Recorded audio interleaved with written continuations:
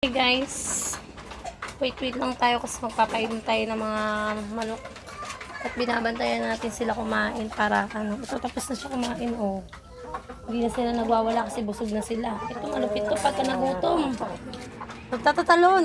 Diyos ko po, kulang na lang sumabit-sabit sa dyan para lang siya.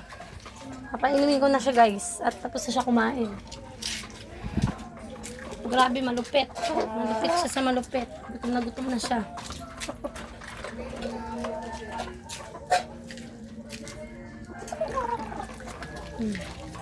Inom na.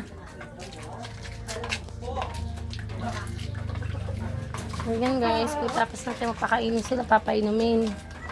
Para naman maging sila. Mapula ang kanilang mga muka. Ganun kasi yun guys.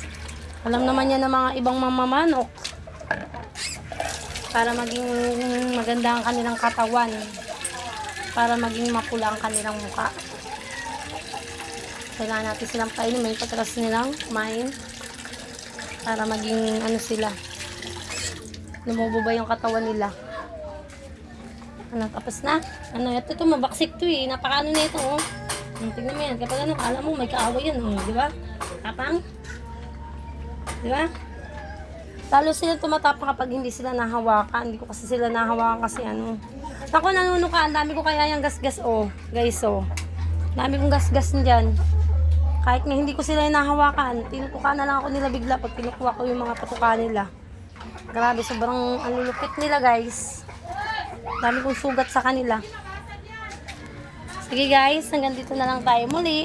Mag-like po tayo and mag-share sa YouTube channel ko. Thank you po. Bye-bye!